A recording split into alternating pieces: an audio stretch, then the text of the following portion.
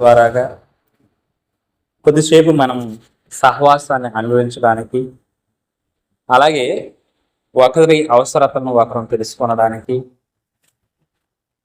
అలాగే ఒకరికొకరము మరి ఆయా అవసరాల నిమిత్తం ప్రార్థించుకొనడానికి, వాక్యంలో మరింతగా ఎదగడానికి ఉపయోగపడుతుందనే మంచి ఆలోచనతో పగలంతా మనము ఎంత ఎండ వేడిగా ఉన్నప్పటికీ భౌతిక సంబంధమైన ఎవరి వృత్తుల్లో వారు పనిచేసినప్పటికీ ఈ విధంగా దేవుని సన్నిధిలోనికి రావడం అనేది నేను ముందు చెప్పినట్లుగా మన ఆత్మీయ జీవితానికి ఎంతో ఉపయోగపడుతుందని నమ్ముతూ మరి బైబిల్ తరగతిలోనికి వచ్చిన సోదరులకు, సోదరులకు, యవనస్తులకు, చిన్నపాట్లందరికీ ప్రభువైన యేసుక్రీస్తు నామం పేరిట వందనాలు తెలియజేస్తాను. ముందుగా ఈ సమయంలో మనం దేవుని లేఖనాలను నేర్చుకున్నాము. మనం కొద్ది వారాలుగా అవిశ్వాసాన్ని గురించి ముందు నేర్చుకున్నాము. అల్ప విశ్వాసం కలిగిన కొంతమంది వ్యక్తుల గురించి నేర్చుకున్నాము. అలాగే నమ్మకమైన విశ్వాసమైన క్రైస్తవులుగా మనం ఉండాలని పోయిన వారం నుంచి మనం నేర్చుకుంటున్నాము. ఈరోజు అదే పాఠాన్ని కొద్ది నిమిషాలు మనము నేర్చుకున్నామండి. క్రైస్తవులుగా మనము నమ్మకమైన క్రైస్తవులుగా ఉండాలి అంటే విశ్వాసంలో పెంపారేలాగా, లేదంటే నమ్మకం కలిగిన క్రైస్తవులుగా ఉండాల్సిన అవసరం మన పైన ఉంది. చూడండి, ఒకసారి కీర్తన గ్రంథంలో చూస్తే యెహోవా దేవుని గురించి, తండ్రి అయిన దేవుని గురించి కీర్తన గ్రంథం 33వ అధ్యాయంలో మనం చూస్తే, కీర్తన గ్రంథము 33లో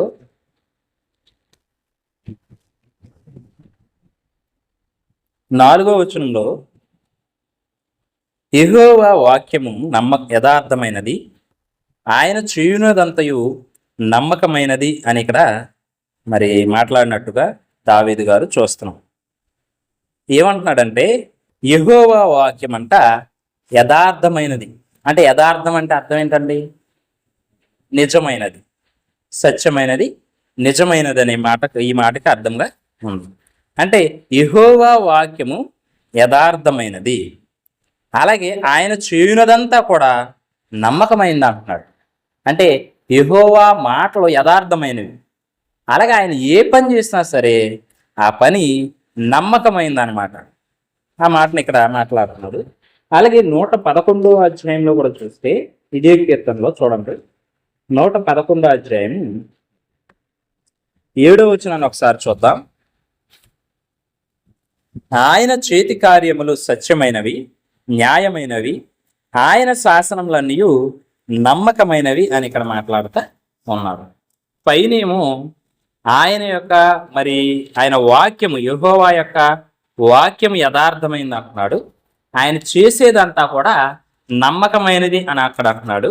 ఇక్కడ ఏంటంటే మరి ఆయన శాసనాలు నమ్మకమైనవి, అక్కడేమో ఆయన వాక్యము యథార్థమైనది లేదని నిజమైందని చెప్తున్నాడు 33వ కీర్తనలో. ఇక్కడేమో ఆయన శాసనాలు నమ్మకమైనవి, ఆయన చేసే పనులు నమ్మకమైనవి అని అక్కడ చెప్తే, ఇక్కడేమో ఆయన చేతి కార్యాలు లేదంటే ఆయన చేసే పనులన్నీ సత్యమైనవి, న్యాయమైనవి అంటున్నాడు. అంటే ఇక్కడ మనం ఆలోచించాల్సింది ఏంటంటే ఆయన శాసనాలు నమ్మకమైనవి, ఆయన చెప్పే మాటలు, ఆయన యొక్క వాక్యం యథార్థమైనది. మరి ఈరోజు క్రైస్తవులుగా ఉన్నవాడు ఎంతమంది ఆయన యొక్క శాసనాలను నమ్ముతున్నారు? ఎంతమంది అసలు ఆయన వాక్యాన్ని చదువుతున్నారు? ఎంతమంది మరి చదివి ఆయన ఎలాగైతే ఆయన వాక్యం ఎలా అయితే యథార్థతగా ఉందో ఆయన మాటలు, ఈరోజు ఎంతమంది క్రైస్తవులు యథార్థవంతులుగా జీవిస్తున్నారు అనేది ఆలోచించుకోవాల్సిన అవసరం క్రైస్తవ సమాజం మీద ఉంది. చాలామంది ఏంటంటే క్రైస్తవులుగా మనం కనపడడానికి, క్రైస్తవులుగా నిరూపించుకోవడానికి కొన్ని భౌతిక సంబంధమైన ఆధారాలు ఉంటాయి. ఏంటంటే ఒక బైబిల్ పట్టుకుని మనం వెళ్తా ఉంటే మనం చూసి బయట వాళ్ళు ఏమనుకుంటారంటే వీళ్ళు క్రైస్తవులు అని అనుకుంటారు. అంటే బైబిల్ ఇచ్చింది చాలామంది ఏం చేస్తారంటే బైబిల్ని చదవరు చాలామంది. ప్రతి ఒక్కరింట్లో అంటే మన గృహాలలో కూడా బైబిల్ పెట్టడానికి ఒక ప్రత్యేకమైన స్థలాన్ని మనం కేటాయిస్తాం. అది అరమరలోనో లేదంటే ఏ కబోర్డ్లోనో ఎక్కడో అక్కడ బైబిల్కి ఒక స్థానాన్ని కేటాయిస్తాం. ఈ బైబిల్ తరగతులకు వచ్చేటప్పుడు, ఆరాధనలకు వచ్చేటప్పుడు మాత్రమే చాలామంది క్రైస్తవులు ఎలా ఉన్నారంటే బైబిల్ని ఉపయోగిస్తున్నారు, దాన్ని తీసుకుని వస్తారు, ప్రార్థనకు వస్తారు, వెళ్ళిపోతారు, మళ్ళీ అక్కడ పెడతాం. అంటే వాస్తవంగా ఆయన వాక్యాన్ని ఇచ్చింది ఎందుకంటే ఆయన వాక్యము, ఆయన మాటలు ఎలాంటివంటే యథార్థమైనవి, సత్యమైనవి, న్యాయమైనవి అని చెప్తున్నాడు. మరి ఆయన సత్యమైనవి, న్యాయమైన, యథార్థమైన మాటలు మనకు ఎలా తెలుస్తాయి అంటే దీన్ని చదివితే తెలుస్తాయి. అంతే తప్పితే ఏదో బైబిల్ పట్టుకుని ప్రార్థనకు వచ్చినంత మాత్రాన సత్యం మనకు తెలిసిపోదు. అలాగే చాలామంది క్రైస్తవులు చేసేది ఏంటంటే యథార్థతగా ఉన్నామా లేదనేది ఆలోచించుకోనట్లేదు. ఒకటే, బోధకులు బోధించే వాటిని గుడ్డిగా నమ్మి విశ్వసించే వాళ్ళు ఉంటున్నారు. చూడండి, మీరు చాలామంది క్రైస్తవులుగా చెప్పుకుంటూనే బోధకులు ఏది చెప్తే అది నిజం అనుకుంటారు తప్పితే అసలు వాక్యము చెప్పేది నిజమా కాదా, దేవుడు ఏది సత్యం అని చెప్తున్నాడు, దేవుని యొక్క వాక్యం ఏది న్యాయమైంది, ఏది యథార్థత కలిగిన ఆయన మాటలు అనేది వాక్యాన్ని మరి శోధించేవాళ్ళు, పరిశోధించేవాళ్ళు, పరీక్షించేవాళ్ళు నేడు క్రైస్తవ్యంలో చాలామంది ఉండట్లేదు. అయితే మనకు తెలిసిన విషయమే, పౌలు ఏం చేస్తాడంటే తన సువార్త ప్రయాణంలో ఆయన తెస్సలోనిక పట్టణం వెళ్తాడు. అక్కడ వెళ్ళినప్పుడు ఏం జరుగుతుందంటే అక్కడ ఉన్నవాళ్ళు ఆయన వాక్యాన్ని వింటారు. అక్కడ ఉన్న యూదుల సమాజ మందిరాల్లో 3 వారాలు వాళ్ళతో తర్కించి యేసుక్రీస్తు నిజంగా ఆయన మృతుల్లో నుంచి లేచాడు, సజీవుడిగా లేచాడు అనే విషయాన్ని ఆయన చెప్పడం కోసం చాలా 3 వారాలు తర్కిస్తూ ఉంటే ఆయన వాదన విన్న తర్వాత కొంతమంది ఆ గ్రీసు దేశస్థు స్త్రీలు, చాలా ఘనత పొందిన వాళ్ళు, అంటే బాగా గనులుగా గొప్ప పేరున్న స్త్రీలు, కొంతమంది వ్యక్తులు ఆయన వాక్యాన్ని అంగీకరిస్తారు. అప్పుడు యూదులు ఏం చేస్తారంటే మచ్చరపడిపోయి వాళ్ళని చంపాలని, వాళ్ళని కొడదామని చూస్తారు. వాళ్ళు కనిపడకపోయేసరికి ఈ పౌలును శీలను చేర్చుకున్న యాసోన్ అని ఒక వ్యక్తి ఉంటారు. ఆయన్ని, వాళ్ళ కుటుంబంలో ఉన్న కొంతమందిని వాళ్ళు ఈడ్చుకుపోతారు సమాజ మందిరం దగ్గరికి. వాళ్ళ దగ్గరికి తీసుకెళ్ళి ఏం చెప్తారంటే, ఇదిగో వీళ్ళు కైసరు కాకుండా వేరే రాజు ఉన్నాడు, యేసు అనే రాజు ఉన్నాడు అని చెప్పి ప్రకటిస్తున్నారు. భూలోకాన్ని తలకిందులు చేసే వ్యక్తులు కొంతమంది ఉన్నారు, అలాంటి వాళ్ళని ఈ యాసోను చేర్చుకున్నాడని చెప్పి వీళ్ళని ఈడ్చుకుపోతారు అక్కడికి సమాజంలో. అప్పుడు వాళ్ళ కేకలు విన్నప్పుడు వాళ్ళు ఏం చేస్తారంటే వాళ్ళ దగ్గర కొంత జామీన్ తీసుకుని వాళ్ళని విడుదల చేస్తారు.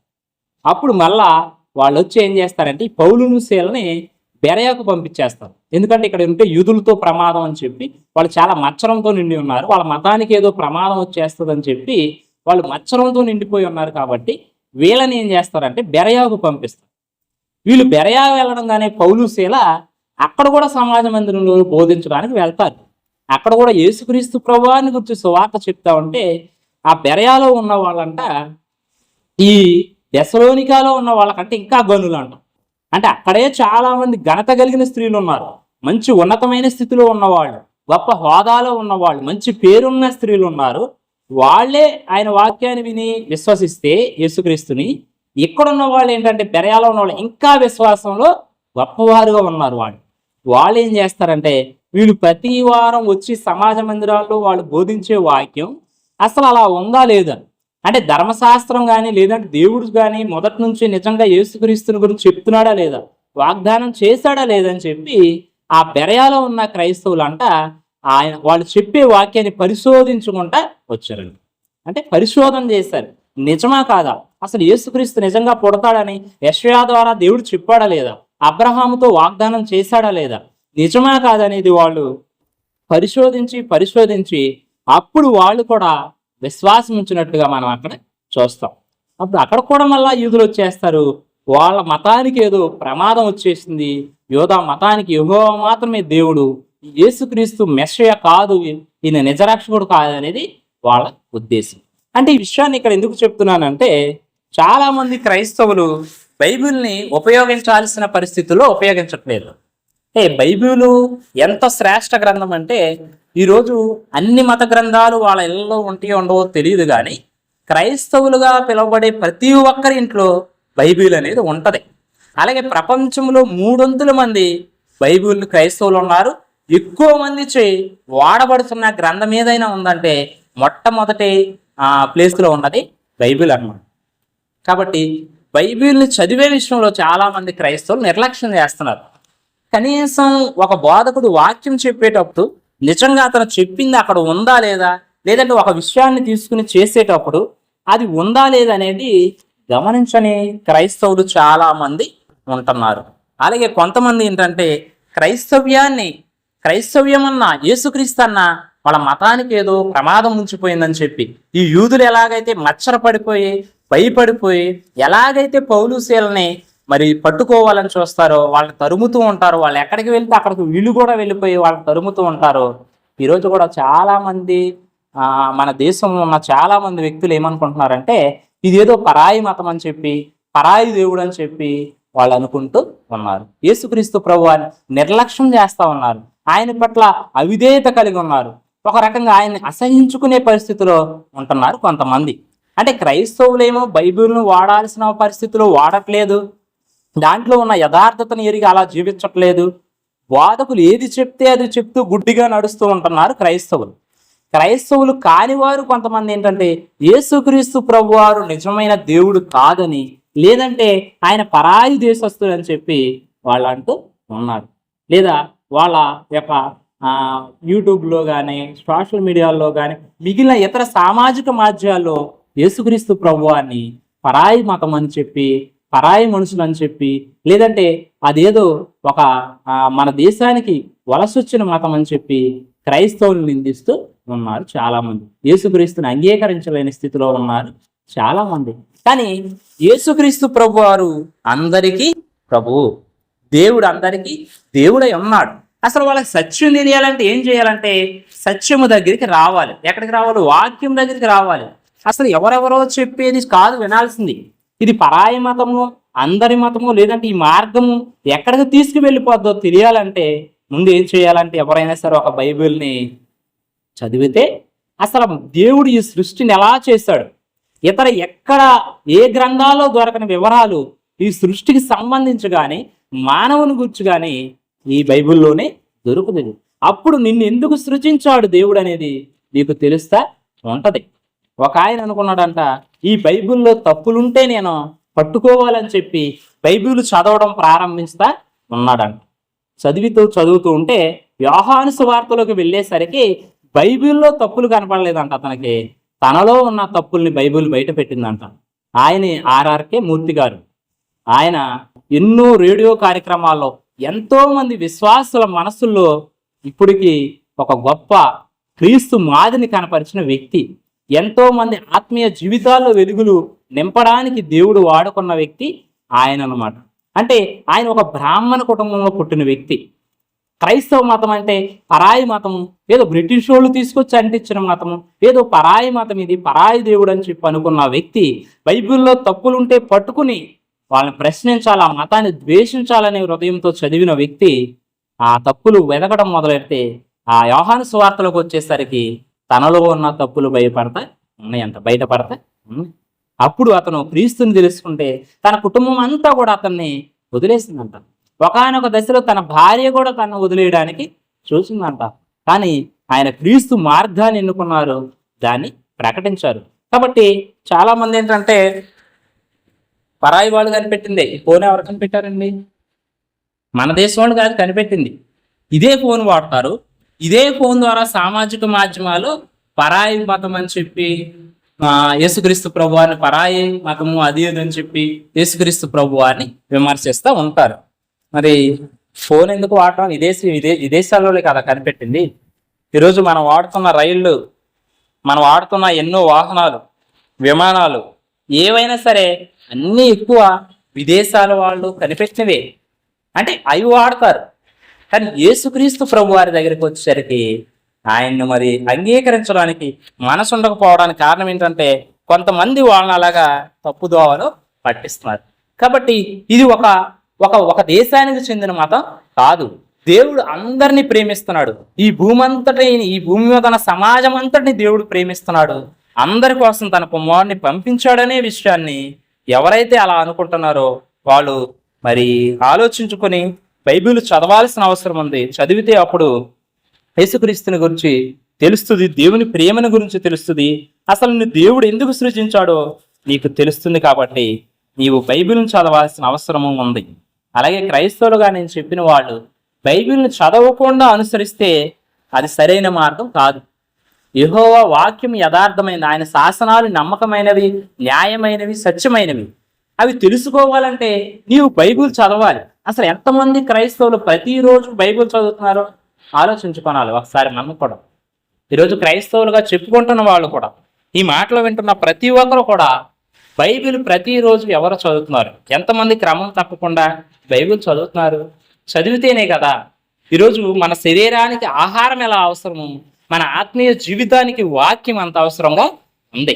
అలాగే క్రైస్తవులుగా అయిన తర్వాత ప్రభురాత్రి భోజనం కూడా మన ఆత్మకు జీవాహారంగా ఉంది.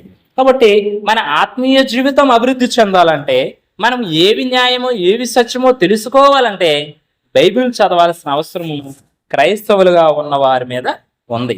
విశ్వాసులేమో బైబిల్ చదవరు. ఈరోజు చాలా మంది చదువుకున్న వాళ్ళు కూడా బైబిల్ చదవరండి. చదవకుండా బోధకుడు ఏది చెప్తే అది గుడ్డిగా నమ్ముతున్నారు. అందువల్ల వాళ్ళ విశ్వాస స్థాయి, వాళ్ళ నమ్మకత్వము ఆ వ్యక్తులపైన ఉంటుంది తప్పితే దేవునిపైన కానీ వాక్యాన్ని కానీ ఆధారం చేసుకోకుండా ఉంటుంది. అలాగే బోధించే వాళ్ళు కూడా ఎలా ఉంటున్నారో చూడండి. యేసుక్రీస్తు కోరుకున్న విధానం ఏంటో ఒకసారి పరిశీలిద్దాము. మత్తయి సువార్తలో యేసుక్రీస్తు ప్రభు వారి లోకంలో ఉన్నగా మాట్లాడతారు. ఎవరైతే ఈ సంఘములో ఉన్న కాపర్లు కానీ, సంఘాన్ని నడిపిస్తున్న ఉపదేశకులు కానీ ఎలా ఉండాలో ఆయన మాట్లాడిన మాటలను ఒకసారి మనం జ్ఞాపకం చేసుకుందాం. మత్తయి సువార్త 24వ అధ్యాయంలో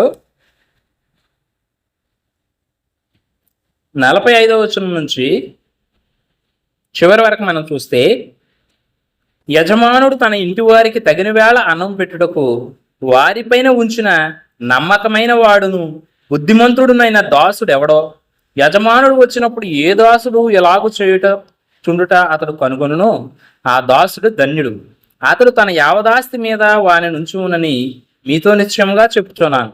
అయితే దుష్టుడైన ఒక దాసుడు నా యజమానుడు ఆలస్యం చేయుచున్నాడని తన మనసులో అనుకొని తన తోడి దాసులను కొట్ట మొదలుపెట్టి త్రాగుబోతులతోనూ తినుచు త్రాగుచూనుంటే, ఆ దాసుడు కనిపెట్టని దినములలోను వాడు అనుకొనని గడియలోను వాని యజమానుడు వచ్చి వాని నరికించి వేషధారులతో కూడా వానికి పాలు నియమించును. అక్కడ ఏడ్పును పండ్లు కొరుకుటయు ఉండును అని చెప్పి మాట్లాడతారు. అంటే ఎవరి గురించి మాట్లాడుతున్నారంటే, నేను ముందు చెప్పినట్లుగా సంఘాల్లో ఉన్న కాపర్లు, అంటే సంఘాల్లో ఉన్న పెద్దల గురించి, సంఘములో వాక్యాన్ని బోధిస్తున్న ఉపదేశకుల గురించి క్రీస్తు ఇక్కడ మాట్లాడుతున్నాడు. అంటే యజమానుడు ఎవరంటే యేసుక్రీస్తు ప్రభువారు. ఆయన ఎక్కడికి వెళ్తున్నాడంటే పరలోకంలోనికి వెళ్ళిపోబోతున్నాడు. ఈ లోకంలో ఉండగానే చెప్తున్నాడు. ఆయన అక్కడి నుంచి వచ్చాడు. ముందు ఈ లోకంలో వాళ్ళ మధ్యన ఉన్నాడు. కొన్ని బాధ్యతలను వాళ్ళకి అప్పచెప్పి మరలా పరలోకంలోనికి వెళ్తున్నాడు. ఆ యజమానుడు వచ్చేసరికి మరలా ఇక్కడున్న సంఘాన్ని నడిపించే కాపర్లు కానీ బోధకులు కానీ ఎలా ఉండాలంటే, యజమానుడు ఎప్పుడు వస్తాడో అని చెప్పి వీళ్ళకి దాసులుగా ఉన్నవాళ్ళు, లేదంటే సంఘ సభ్యులకు సరైన ఆహారం పెట్టేవాడుగా, వేళకి ఆహారం పెట్టి వేళకి మంచినీళ్ళు ఇచ్చి వాళ్ళని చక్కగా పెంచేవాడుగా ఉండాలన్న. అలా కాకుండా ఆయన ఎప్పుడు వస్తాడో ఏమోలని చెప్పి సొంత సిద్ధాంతాలను ప్రవేశపెట్టి అతను చెడిపోయి సంఘాన్ని కూడా తన బోధ చేత చేస్తే ఆయన అనుకోనని గడియలో ఆ యజమానుడు వస్తాడు. అంటే యేసుక్రీస్తు ఎప్పుడు వస్తాడో ఎవరికి తెలియదు, ఆయనకు కూడా తెలియదు.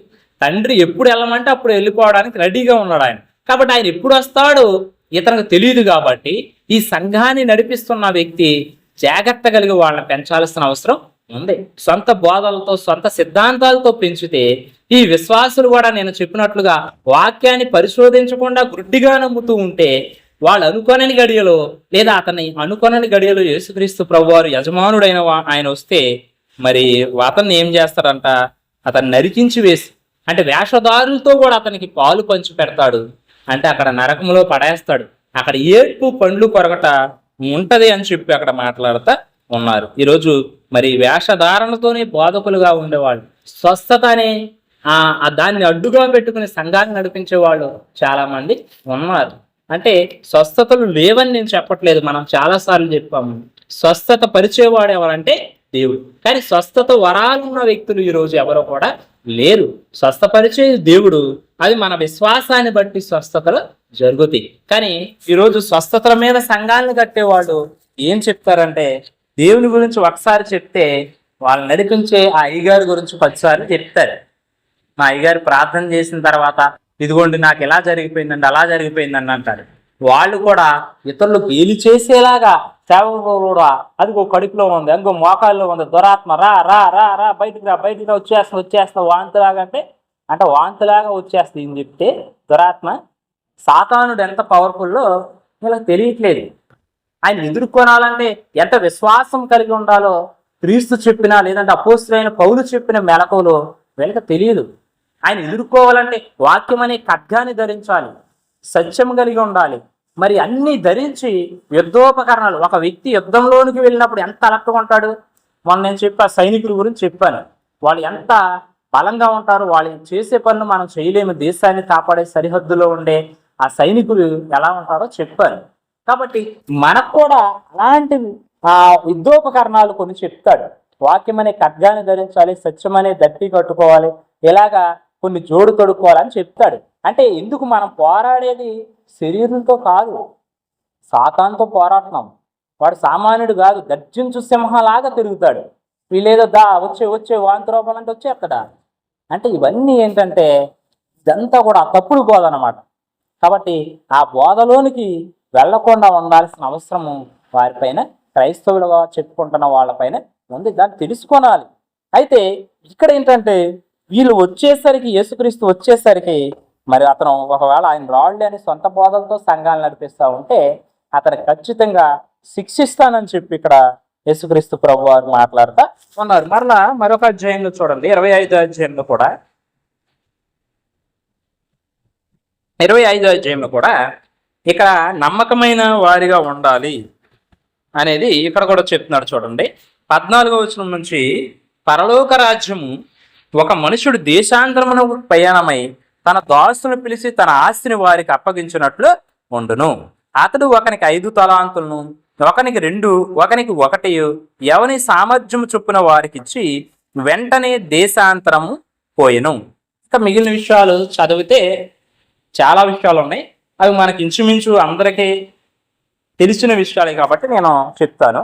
అంటే ఇక్కడ కూడా పరలోక రాజ్యం ఒక మనుషుడు దేశాంతరానికి ప్రయాణమై, మళ్ళీ ఇక్కడ కూడా ఎవరో దేశాంతరం ప్రయాణమై వెళ్ళేది, ఎవరు ఎక్కడికి ప్రయాణం వెళ్తున్నారంటే ఆ మనుషుడు ఎవరో కాదు, ఆ యజమానుడు ఎవరో కాదు, యేసుక్రీస్తు ప్రభువారు. ఆయన ఈ లోకంలో నుంచి మరలా పరలోకంలో నుంచి దేవుని దగ్గరికి వెళ్తున్నాడు. ఆయన మళ్ళీ తిరిగి రెండోసారి తన రాజ్యం కోసం, క్రైస్తవులైన సంఘం కోసం వస్తాడు. ఆయన వెళ్ళేటప్పుడు కొన్ని తలాంతులను ఇచ్చినట్లుగా ఇక్కడ మనం చూస్తాం. అతనంట తన దాసుని పిలిచి, అంటే సంఘములో సేవ చేస్తున్న వ్యక్తుల్ని పిలిచి వాళ్ళకు కొన్ని తలాంతులు అప్పచెప్పాడు, లేదా కొంతమంది సంఘ సభ్యులను అప్పచెప్పాడు. వాళ్ళని తన రక్తం ద్వారా పవిత్రపరిచి వాళ్ళని జాగ్రత్తగా కాపాడడానికి, తన సువార్త విని వచ్చేవారిని కాపాడే బాధ్యతను వాళ్ళ మీద పెడుతున్నాడు అనమాట దీని అర్థం. అయితే ఇక్కడ ఒక అతనికి 5 తలాంతులు ఇచ్చాడు, ఒక అతనికి 2 ఇచ్చాడు, ఒక అతనికి 1 తలాంతు ఇచ్చాడు అండి. అయితే ఈ 5 ఇచ్చిన వ్యక్తి ఏం చేస్తాడంటే ఆ యజమానుడు వచ్చే సమయానికి ఇంకొక 5 సంపాదించాడు. ఈ 2 ఇచ్చిన వ్యక్తి ఏం చేస్తాడంటే ఇంకో 2 సంపాదించాడు. ఈ 1 ఇచ్చిన ఆయన ఏం చేస్తాడంటే దాన్ని త్రవ్వి భూమిలో పెట్టేసి యజమానుడు వచ్చేసరికి ఈ 5 అతను వెళ్ళి అంటున్నాడు, ప్రభువా మరి యజమానుడా, ఇదిగో నీవు నాకు 5 తలాంతులు ఇచ్చావు, నేను వీటితో వ్యాపారం చేసి మరింక 5 తలాంతులు నేను సంపాదించానని చెప్పి చూపిస్తున్నాడు. 2 అతను కూడా ఇదిగో నేను మరొక 2 సంపాదించాను అంటే వాళ్ళిద్దరితో ఆయన ఏమంటాడంటే ఆ యజమానుడు, బలానా నమ్మకమైన మంచి దాసుడా. ఈరోజు నేను చెప్పే అంశం ఏంటంటే నమ్మకమైన క్రైస్తవులుగా ఉండాలి. అందుకే ఈ విషయాన్ని చెప్తున్నాం. అంటే బలానా నమ్మకమైన మంచి దాసుడా, నీవు ఈ కొంచెములో నమ్మకం ఉన్నావు కాబట్టి నీ యజమాని యొక్క సంతోషంలో పాలు పొందు, నీకు అనేకమైన వాటి మీద నిన్ను నేను నియమిస్తానని చెప్పి ఆ ఇద్దరితో చెప్తాడు. ఈ ఒకతను వచ్చి అంటాడు, ఇంకో నీవు ఇత్తని చోట కోసేవాడు, చల్లని చోట పంట కూర్చేవాడు, ఆయన కఠినాత్తుని వాడు నువ్వు నాకు తెలుసు కాబట్టి నేను నీ దాన్ని తలాంతు నేనేం చేస్తానంటే భూమిలో కప్పెట్టి ఉంచాను, ఇదిగో తీసుకొని ఇస్తున్నాడు. చూడండి, ఇతను నమ్మకమైన దాసుడు కాదు, ఇతను స్వామరి అయిన దాసుడు. యేసుక్రీస్తు ప్రభువారు తనకు అప్పచెప్పిన పనిని తను ప్రక్కన పెట్టేసి నిద్రపోతున్న వ్యక్తిగా మనకి కనిపిస్తున్నాడు. అంటే పైగా ఆయన యజమాని మీదే నిందలేస్తున్నాడు. చూడండి, కొంతమంది క్రైస్తవులని చెప్పుకుంటూనే దేవుని మీద నిందలేసేవాళ్ళు, వారికి తెలియకుండానే దేవుణ్ణే విమర్శించేవాళ్ళు, దేవునికి చెడ్డ పేరు తెచ్చేవాళ్ళు ఉన్నారా లేదంటే సంఘాల్లో ఉన్నారు. క్రైస్తవులుగా చెప్పుకునేవాళ్ళు ఈ లోకంలో చాలా మంది అలాంటి వాళ్ళు ఉన్నారు, చెడ్డ పేరు తెచ్చేవాళ్ళు. అయితే ఇక్కడ వాళ్ళిద్దరినీ కూడా నీ యజమాని యొక్క నమ్మకంలో మీరు సంతోషంలో మీరు పాలు పొందండి, బలానా నమ్మకమైన మంచి దాసులు అని చెప్పి వాళ్ళిద్దరిని అంటున్నాడు యేసుక్రీస్తు ప్రభువారు లేదా యజమానుడు. కానీ ఇతన్ని ఏమంటున్నాడంటే, మరి నేను విత్తని చోట, చూడండి 26 నుంచి చూద్దాం, 26 వచనం. అందుకు అతని యజమానుడు వాని చూచి, సోమరివైన చెడ్డ దాసుడా, నేను విత్తని చోట కొయ్యువాడను, చల్లని చోట పంట కూర్చుకుని వాడనని నీవెరుగుదువా? అట్లయితే నీవు నా సొమ్ము సాహుకారుల యొద్ద ఉంచవలసి ఉండును, నేను వచ్చి వడ్డీతో సహా నా సొమ్ము తీసుకుని ఉందునే అని చెప్పి ఆ తలాంతును వాని యొద్ద నుండి తీసివేసి 10 తలాంతులు గల వానికి ఇయుడి. కలిగిన ప్రతి వానికి ఇయ్యబడును, అతనికి సమృద్ధి కలుగును. లేని వాని యొద్ద నుండి వానికి కలిగినది కూడా తీసివేయబడును. మరియు పనికి మాలిన ఆ దాసుని వెలుపటి చీకట్లోనికి త్రోసివేయడి, అక్కడ ఏడ్పును పండ్లు కొరుకుటయో ఉండునెను. అక్కడ 24వ అధ్యాయంలో ఆ చెడ్డ దాసుడు కూడా తనకు అప్పచెప్పిన పనిని సరిగా చేయకుండా, తన దగ్గర ఉన్న దాసుడు సరైన భోజనం పెట్టకుండా, అంటే సరిగా వాళ్ళను ఆత్మీయంగా పెంచకుండా, సరైన వాక్యంతో పెంచకుండా, వాళ్ళ సొంత బోధలతో పెంచుతున్న అతన్ని అక్కడ శిక్షించాడు. అతను కూడా మరి ఆ వెలుపల తోసివేయండి, అక్కడ ఏడుపు పండ్లు కొరకటం ఉంటది అంటున్నాడు. ఎక్కడ కూడా ఆ దాసుని వెలుపటి చీకట్లోనికి తోసేయమంటున్నాడు. ఎందుకంటే అతను సోమరి వాడిగా ఉన్నాడు, పని చేయకుండా ఉన్నాడు. అలాంటి వాళ్ళు ఈరోజు బోధకులుగా చాలా మంది ఉన్నారు. వాళ్ళని గుర్తెరగాల్సిన అవసరము క్రైస్తవులుగా చెప్పుకుంటున్న వారి మీద ఉంది. అంతే తప్పితే మరి వాళ్ళని గుర్తెరగకుండా గుడ్డిగా విశ్వసించేసి ఆ దినాన ప్రభువా మరి మాకు ఏం తెలుసు, మాకు ఎలా తెలుస్తుంది, ఆయన చెప్తేనే కదా మమ్మల్ని నడిపించేది అంటే కుదరదు. నువ్వు వాక్యాన్ని చదవాలి, నువ్వు వాక్యాన్ని అనుసరించి ఆయన బోధ ఉంటేనే నమ్మాలి. ఇప్పుడు చూడండి, ఒక నపుంసకుడు యేసుక్రీస్తు ప్రభువారు, అది దేవుని ఆరాధించడానికి యెరూషలేము వస్తాడు. ఇంచుమించు 200 మైళ్ళ దూరం ప్రయాణం చేస్తాడు. అతను ఒక ఆర్థిక మంత్రి. అక్కడ వచ్చి ఆయన ఆరాధించి వెళ్ళేటప్పుడు కూడా తన ఫైల్స్ ఏవి చూసుకోకుండా అతను ఏం చేస్తాడంటే ఆ బైబిల్ చదువుకుంటూ, దేవుని లేఖనాలను చదువుకుంటూ వెళ్తాడు. ఆయన చదివే భాగం ఏంటి? యెషయా గ్రంథం. యెషయా గ్రంథంలో యేసుక్రీస్తు ప్రభువారిని గురించి ఉన్న విషయాలు చదువుతున్నాడు. అప్పుడు ఫిలిప్పు ఆత్మచేత చెప్పబడి అక్కడికి వెళ్తాడు. అక్కడికి వెళితే మరి నీవు చదివేది గ్రహిస్తున్నావా అంటే, నాకు ఎవరో ఒకరు త్రోవ చూపితేనే కానీ నాకు ఎలా తెలుస్తుంది అంటే, ఆయన ఆ లేఖనాలను అనుసరించి అది ఎందుకు చెప్పబడింది, ఎవరు చెప్పారు, ఆ తర్వాత ఎవరి వంశంలో యేసుక్రీస్తు ఎలా వచ్చారు, ఆయన మెస్సీగా ఎలా వచ్చారు, ఆయన ఈ లోకంలో ఏ ఏ ప్రవచనానుసారం అన్నీ చేశారు, ఎలా చనిపోయారు, ఎలా తిరిగి లేచారో అవన్నీ కూడా క్లియర్గా చెప్పిన తర్వాత వెంటనే నపుంసకుడు బాప్తిసం తీసుకుంటాడు. అంటే నేను చెప్పాలనుకున్నది ఏంటంటే, క్రైస్తవులుగా ఏ బోధకుడు చెప్పినా సరే క్రైస్తవులు ముందు చూడాల్సింది బైబిల్ చూడాలి. అంటే బైబిల్ చూడాలి అంటే చాలా విషయాలు ఉంటాయి. ఒక విషయాన్ని మనం తీసుకుంటే, పెళ్ళిళ్ళకి బాప్తీసాలు ఇస్తారు. పెళ్లికి బాప్తీసం ఇచ్చుకునేటప్పుడు పెళ్లికి వివాహానికి సిద్ధపరచబడిన వధూవరులకు క్రైస్తవులుగా ముందు బాప్తీసం ఇస్తేనే కానీ పెళ్లి చేయరు. అసలు పెళ్లి బాప్తీసం బైబిల్లో ఉందా లేదా అనేది ఎవరు చూడరు, క్రైస్తవులుగా చెప్పుకుంటానే. అంటే ఇలాంటి తప్పుడు సిద్ధాంతాలు చాలా ఉన్నాయి లోకంలో. క్రైస్తవులుగా చెప్పుకునే వాళ్ళు వాటిని అనుసరిస్తున్నారు. ఎందుకంటే అలా బోధకుడు ఏది చెప్తే అది నిజమని నమ్మి అమాయక ప్రజలుగా ఉన్నారు. మరి ఆ రోజు ప్రభువా మాకు ఏం తెలుసు అంటే, నీకేమిచ్చాడు? బైబిల్ ఇచ్చాడు నీకు. ఇది నీ భాషలోనే, నీ మాతృభాషలోనే నీకు ఇచ్చాడు బైబిల్. ఈ బైబిల్లో నువ్వు చదువుకోవాలి కదా, నీ దగ్గరే ఉంది కదా. అంటే పెళ్లి బాప్తీసం పొందిన వాళ్ళకి ఆ బాప్తీసం చెల్లుద్దా అంటే అది చెల్లదు. నేనేమన్నా చల్లదని చెప్పడానికి నేను చెప్పట్లేదు, వాక్యం చెప్తుంది. రేపొద్దున నేను బాప్తీసం తీసుకున్నాను ప్రభువా తండ్రి, నేను క్రైస్తవుడిని క్రైస్తవురాలని అంటే ఆ బాప్తీసం చెల్లదమ్మా అంటాడు ఆయన. ఎందుకు చెల్లదండి అంటే, నువ్వు పెళ్లి బాప్తీసంగా తీసుకోవాల్సింది, నువ్వు తీసుకోవాల్సింది మారు మనసు నిమిత్తము, పాప క్షమాపణ నిమిత్తము, నీ పాత జీవితాన్ని నాతో పాటు నేను ఎలాగైతే చనిపోయానో, ఎలాగైతే సమాధి చేయబడ్డానో, అలాగ నీ పాప జీవితాన్ని నీటిలో ముంచబడి సమాధి చేయబడి తిరిగి లేవాలి. నీవు నన్ను మనుషుల ఎదుట, మరి నా తండ్రి అయిన దేవుని ఎదుట, నువ్వు సంఘం ఎదుట ఒప్పుకుంటేనే గాని ఆ బాప్తిసం చెల్లదని యేసుక్రీస్తు ప్రభువారు చెబుతారు. ఈ విషయాన్ని ఎంతమంది ఆలోచిస్తున్నారు? ఎంతమంది క్రైస్తవులుగా చెప్పుకుంటూనే మరి ఎలాంటి తప్పుడు సిద్ధాంతాల్లో ఉంటున్నారో ఆలోచించుకోవాల్సిన అవసరం అలాంటి వారి మీద ఉంది. ఇంకా బాప్తీస విషయాలు, పెళ్లి బాప్తీసాలు, చిన్నపిల్లల బాప్తీసాలు, ఇలాంటి చాలా బాప్తీసాలు ఉంటాయి. ఉంటాయి. కానీ యేసుక్రీస్తు ప్రభు వారు ఒక మాదిరిగా ఉన్నారు. ఆయన బాప్తిస్మం తీసుకున్నారు. కానీ బాప్తిస్మంలోనే చాలా రకాలు ఉంటాయి. అంటే రక్షణకు, దేవుని కుమారుడు అవడానికి ప్రాముఖ్యంగా మనం దేవునికి కుమారుడుగా కుమార్తెలుగా జన్మింపజేసేది బాప్తిస్మం కాబట్టి ఈ ఒక విషయాన్ని చెప్తున్నాను. అంటే ఇలా చెప్పాలంటే చాలా తప్పుడు సిద్ధాంతాలు క్రైస్తవ సమాజాల్లో ఉన్నాయి. అంటే బాప్తిస్మం తీసుకున్నప్పుడు యేసుక్రీస్తు ప్రభు వారు యోహాను చేత బాప్తిస్మం పొందడానికి వెళ్ళినప్పుడు ఇద్దరు కూడా నీళ్లలో దిగిరి అని ఉంటుంది. అంటే నీళ్లలో దిగారు.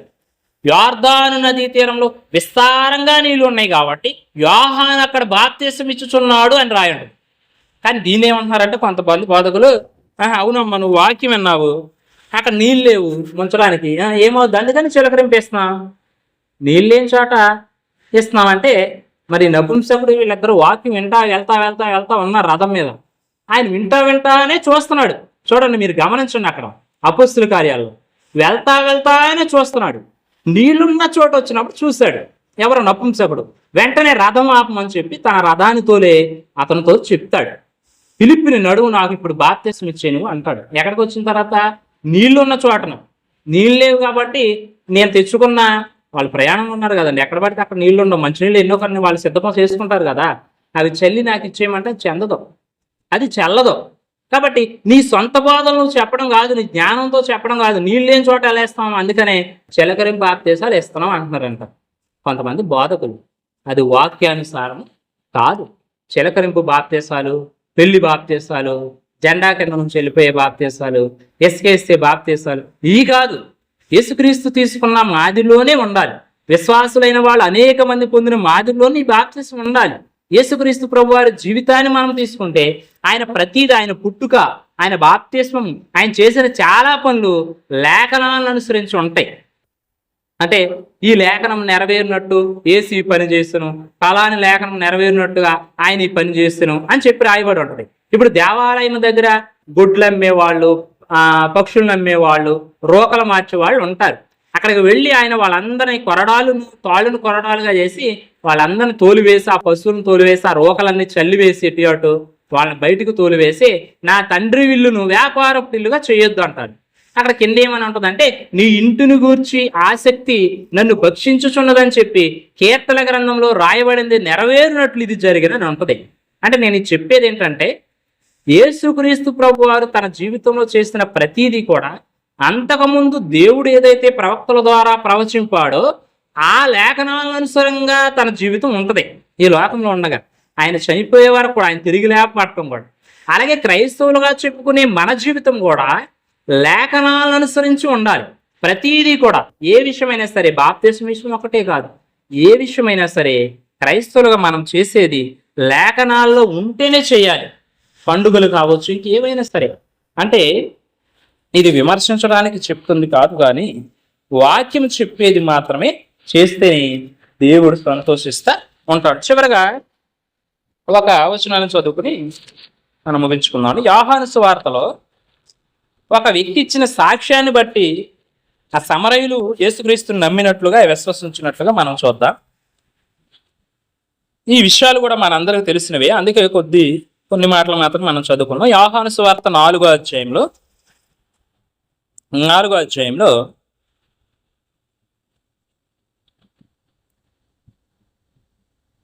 చూడండి, 39వ వచనంలో, నేను చేసినవన్నీ నాతో చెప్పినని సాక్ష్యం ఇచ్చిన స్త్రీ యొక్క మాటలను బట్టి ఆ ఊరిలోని సమరయులలో అనేకులు ఆయన యందు విశ్వాసం ఉంచిరి.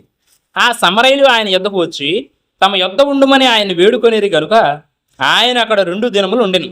ఆయన మాటలు వినినందున ఇంకనూ అనేకులు నమ్మి, ఆ స్త్రీని చూసి, ఇక మీదట నీవు చెప్పిన మాటను బట్టి కాక మా మట్టుకు మేము విని ఈయన నిజంగా లోకరక్షకుడని తెలుసుకొని నమ్ముచున్నాము అన్నారు. చూడండి, వీరెవరంటే మనందరికీ తెలిసిన విషయమే, సమరయ స్త్రీ. ఈ సమరయులు ఎవరంటే అది కూడా తెలుసు మనకి. యూదులకు అన్యజనులకు పుట్టిన అక్రమ సంతానం ఈ సమరయులు. యూదులు ఏం చేస్తారంటే ఈ సమరయులతో అసలు సాంగత్యం చేయరు, వీళ్ళతో సహవాసం చేయరు.